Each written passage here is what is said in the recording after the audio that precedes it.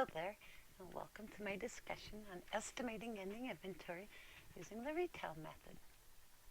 This is one of my favorite videos to make. I don't know what it is about this method, I just like it. We're going to learn to do the retail method two different ways, on average cost and on average cost, lower of cost or market.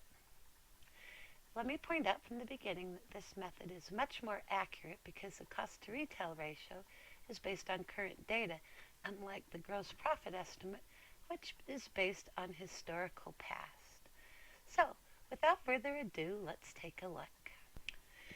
We're going to use an example of LeMay department store, and I want you to notice they have a lot of accounting records that they have made available to us.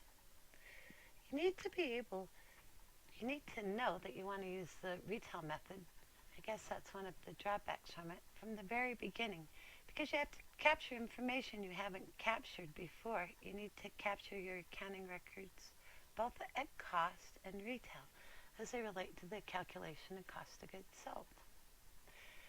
In our first example, I'd like to demonstrate to you calculating the value of ending inventory under the retail method using average cost, and then in the second example, I'll do it again with the average cost with a lower cost or market twist. So, let's see what I've done. I've brought down beginning inventory at cost. I've brought down purchases at cost. I've brought down freight in at cost. And I've subtracted out purchase returns and allowances. If I had purchase discounts, I'd subtract those out too. And then you total all of these numbers, and this is the cost of goods that you have purchased during the period and have available for sale, including beginning inventory. You also have this information at retail. You purchased it at $40,000, but you intend to retail it for $60,000, so you can see a markup there. Your purchases were $207,000 for the period, and you can see a relationship here. You intend to sell them for $400,000. Freight in doesn't get added on to retail, so there's nothing there. Really, I think you could say you have adjusted for it in what you've priced your inventory at. Your returns are subtracted out at retail because you no longer have those available for sale. And then, as defined by the author in your textbook, you had some net markups and net markdowns. If you were provided this data and it's not netted, markup cancellations and markups, I suggest you net them. It makes things so much easier. So you can see then, we have our goods available for sale at cost, and we have our goods available for sale at retail. And what we need to do now is to do a calculation where you can develop a relationship of cost to retail. And what you do is you take your amount at cost, $257,488, and you divide that by $456,300 and come up with a ratio that says this is the current period's cost to retail ratio, with cost on top and retail on the bottom. When you divide that out, you can see that that equals, let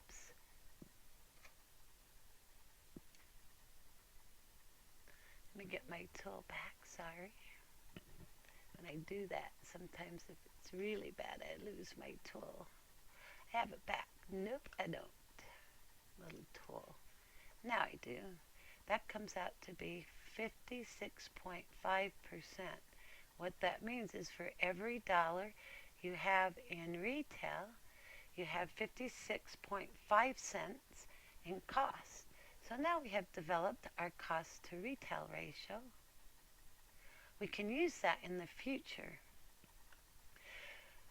Now we need to continue on with our example, and I want to show you, although I know what I have at retail, $456,300, I know that I've had normal breakage in the amount of $6,000. When it's just normal, I take that out underneath the line, as it's called, underneath this line, because my pricing policies understand that that's there and I price around that. I have $280,000 at sales. That's always at retail because we sell at retail. I sold to some employees, and so I gave them a discount of $1,800. That kind of violates my cost to retail relationship I had going, so I need to back out that additional amount. And that tells you, when you take my total available minus these things, that I have inventory at retail at the end of the period at 168,500. I can now take that amount, 168,500, and times that by the 56.5% cost to retail ratio that I have, that I calculated right here, and make a pretty accurate estimate on what my ending inventory would be at cost. So take 168,500 and times it by 56.5%. When I do that, I get 95,200 and 250, and that's a very accurate estimate of what my ending inventory would be at cost. Accurate enough so that I can file tax returns, financial statements, anything I want to do. It's recognized as being a very superior method of estimating ending inventory. Its only drawback is you have to have realized you needed it from the beginning and captured those records. Let's redo it now with a little bit of a lower of cost or market adjustment for it. It's a very simple adjustment. Notice what hasn't changed. You have your inventory at cost, beginning inventory, plus purchases, plus freight, minus your returns. Your total available is the same under both methods. Under retail, you have beginning inventory, purchases, returns, and net markups. But we don't include markdowns above the line. Those are included below the line. We take those out after we calculate our cost to retail ratio. And we do that in an effort to emulate lower of cost or market. Let's see if what we think happens is going to happen well. So we have $257,488 in our cost, and we have $459,800 in retail. Now you need to divide the numerator by the denominator and see what your cost to retail ratio is using a lower of cost or market approach. When you divide that out, your cost to retail ratio at a lower of cost or market approach is 56%. Well, now you take out the markdowns.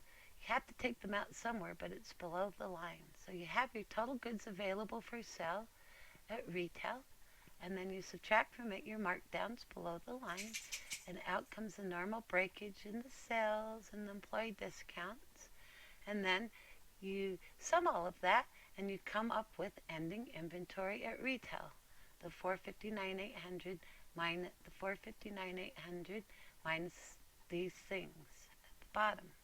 And no surprise, you still have the same ending inventory at retail under both methods, but now you can take the 168,500 and times that by 57%.